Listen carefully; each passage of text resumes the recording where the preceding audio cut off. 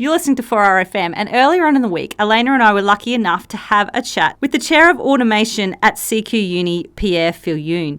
And he was out here for a Smart Transformation 4IR Mining and Agricultural Roundtable. So we did chat to him on the day of the roundtable before he attended, just so that puts a little bit of context around the interview. So he's a really, really interesting guy and has got lots of expertise around automation and just looking at what the future holds, I guess, when it comes to our careers and our community. And I definitely think this is something that we will be chatting about more in the years to come, especially with the impacts of this net zero emissions on our mining communities and how we're really going to have to rally as a community to work through some of these changes together. So Pierre will give us a little bit of information around that. So today we are talking to Pierre Viljoen. You're out here because of the Smart Transformation 4IR Mining and Agricultural Roundtable. For a little bit of back knowledge, I guess, it is the Smart Transformation has brought you guys out here, and it's trying to connect coal and ag and everything that's happening in that automation space, isn't it? Yeah. Brianna, firstly, thank you very much to Smart Transformation for actually making this opportunity available here in the Moranbah community. Yes, I've driven out here today from Mackay and been invited to speak this afternoon at the Mining and Ag roundtable, specifically on the Future Skills agenda, and I hope that we can talk about that a little bit more today as well. Yeah, so you are based in Mackay and you are at CQ University in there? That is correct. So I've got a couple of roles. The first one is that I'm Associate Vice President for North Queensland and Hinterland. So I look after the university's operations, both operationally and strategically in Mackay as well as Townsville. That's about 6,500 students across both vocational as well as higher education offerings. And then the other part of my role, point 5, is partly sponsored by BMA as well as the university, and actually is a research role around the Future Skills agenda. Yep, and that's a big issue right now, isn't it? There is so much happening in that technology space and so many opportunities. Oh, definitely. And I've had the role since April this year, and it's been very interesting getting into it and just trying to unfold that 1,000-leaf petals of the flower that we're dealing with. And there's always another leaf to look under. But you're right, there's so much happening in this space, and it is speeding up in such a momentous way that we have to make work of it and trying to get ahead of that curve as we move forward. I do think it's a bit funny. It's called Fourth Industrial Revolution when we're trying to go net zero. Because, you think industry, you think, industry. It's not how we usually envision it. Well, you're right. And, just the whole terminology around the fourth industrial revolution. Are we going to have a fifth and a sixth and a seventh and an eighth? Well, that's a very good question. I think maybe there's a way to think about it rather as the technology is being brought about now and what that means for the future.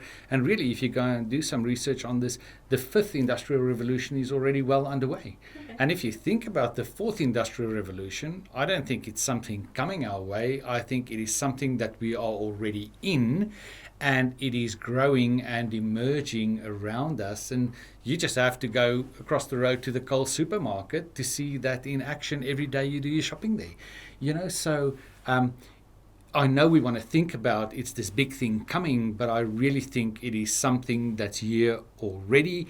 We're living in it to some extent. The opportunity we have is to try and understand how this is going to unfold over time and how can we prepare ourselves in the best possible way to benefit from that, because that is the opportunity we have as a society. Yeah. And do you think there's a bit of fear around it? Oh, undoubtedly, but I don't think it necessarily relates to industrial revolution or the fourth industrial revolution necessarily. I think if it is fear, it's probably more related to a bit of resistance to change. We as human beings, we like to have things the way it was. It gives us comfort. It's known to us. We don't have to worry about doing things differently.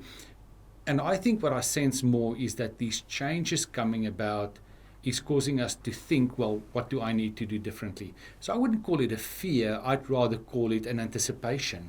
And that's good, because in that anticipation also will we find the motivation to move us forward and to propel us into this future that's already unfolding around us. Yeah. And do you think as an older worker, say you've been driving trucks for the past 40 years and now trucks are being phased out, is there an opportunity there to reskill? Oh, 100%. And, you refer to older workers, and I'll count myself exactly in that category as well. So I think the work that I'm doing within this role has got a couple of legs to it, and I'll quickly run through those. The first one is some work around community transitioning towards Industry 4.0, because I think there's an opportunity to work with communities more broadly in how they transition from a supply chain perspective and from an organizational perspective in order to work towards Industry 4.0 emerging. And then I think within the workforce, at least in my conceptualization, there's two parts to it. And I count myself in the one part. And I tend to draw a line, let's say, round about arbitrarily 30. If you're older than 30 today, you're a little bit in the category where I am, and you're probably not a digital native. Even I find it hard to deal sometimes with the technology I'm faced with every day. I know I need to, but it doesn't come naturally to me because I didn't grow up with an iPhone. I had my first mobile phone when I was 26 years old. So you can see that I'm at a disadvantage when I think about how I engage with this future. Whereas I think those in the workforce that are younger than 30 or still coming into the workforce, grown up with mobile technology, mobile phones, the whole digital evolution that we've gone through, and they're much better prepared. Now, back to your question of older workers, definitely, because I think even if you draw that line arbitrarily at 30, I look at the workforce on the right-hand side, let's say, of the 30-year mark. And I'm thinking that workforce of ours still have, with an aging workforce, 30 to 40 years to offer to the world that they work in. Now, the fact that you don't have the skill sets now doesn't mean that you can't participate in it. I think the opportunity is for older workers to recognize that to participate in that future may require a different type of skill, to identify those opportunities, and then to reskill, upskill, retrain, and be re-employed or redeployed. Yep. I think that is where the opportunity is set. And maybe doing it in a different way to how you would train a younger person. Like maybe it needs to be more hands-on, or more on workplace training. 100%. I think if we're looking at workforces coming into industries, primarily out of the school system, and as they would be undergoing formal training and education, that's a completely different model than necessarily you'd have for a workforce that's already in the workplace, well advanced in their own professions and that. And I think even the learning mechanisms that you will use looks completely different. You probably don't want to go back to either uni or TAFE and reskill for another 3-4 years. We as educational institutions need to move quickly and be able to provide those upskilling opportunities, whether they be micro-credentials or whatever the fact may be, for people to be able to pick up and to build into their careers as it unfolds around them. That's what I was going to say. Will the upskilling opportunities be readily available? Yes. I would think yes. And easily available, I suppose, is more BHP is doing a partnership with CQU, so that's going to definitely help pathways. So already you can see that big industry like BMA and BHP partners with a university like my own, addressing exactly this issue. That is why I've got this role I have. And will it be easy? Nothing in life is easy. No, but easy to find is yes. what I mean. So but access. Yes, but is it worthwhile? And I think yes, and I think universities are getting better at that. If you go and have a look at my own university and you just dig around the website there a little bit, you'll find we've got a hyper-flexible learning platform now, which provides you with a range of training and education opportunities that you can access without necessarily enrolling into a degree or a diploma or whatever the fact may be. Yep. And that may be one of the mechanisms that one could use. And there's a range of others. And specifically, I think mobile technology and the power that mobile technology has and its availability allows us to use that as a mechanism. So if we talk about ease of access, I think that's one of the opportunities we have. So parents listening or high school students listening, what are some of the pathways that you're seeing emerging that we've probably never thought of before, away from that traditional, nursing, engineering degrees? Yeah. I think, firstly, to say that I think Industry 4.0, as it unfolds, affect all industries. And I want to reiterate that. I think it affects all industries, whether that be health, education, small and medium enterprises, METS, mining, agriculture, defense industries, you can name them. In my view, at least, I think the emerging technologies that's driving Industry 4.0 affects all of those industries. So instead of trying to say what not to do and what to do, I'd rather say, pick your passion. That's the most important thing for a career. Once you find your passion, be conscious of the fact that there's an emerging future even in those careers, and then try to build your skill sets so that you future-proof your career. Does that make sense? Yeah. That's the way. And we've really seen that within community radio just in the last 2 or 3 years. Yeah. Challenging for some people. For me, I love studying, so it's an adventure. For Elena, it's a bit different. I'm more on the fun side of the island than the study side of the island, but getting there. But even on the fun side of the islands, there are entertainment industries, Elena, that you could also think about. Yes, that's true. And like we talked off air, it's interesting. You might start off going down one career, thinking that's what you want to do, get into uni, hate it, and then somehow be guided somewhere else, but you've got your foot in the door and then you've decided, actually engineering wasn't suitable for me. That's right. There's always other opportunities. That's right. I think the crux for me, if there's one thing that I'd say to every young person out there today that's listening, if you want to take one thing away from today, there's one critical skill that everyone can build and that everyone should have. And it simply looks like this: a willingness to engage in lifelong learning.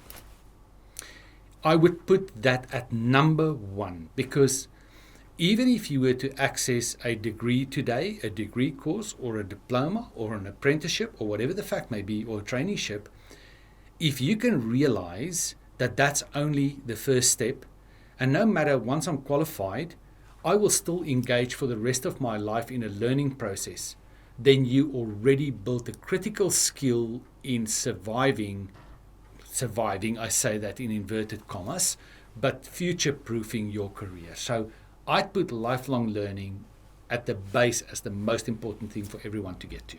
I think you need to come and talk to the high school. I think that's great advice. That's very good. But I think our traditional model, and I'm talking about myself, out of school, 35 years. When I went there, the thinking would have been, if you engage a formal qualification, there comes a point, I distinctly remember that, okay, so now we're done. And now what am I going to do? Well, I'm going to work, I'm going to do this, I'm going to do that, We didn't necessarily grow up with a mindset of lifelong learning. Yeah. But I think as technology is speeding up and driving the world in different directions, and to stay on top of that, you simply have to engage as a lifelong learner.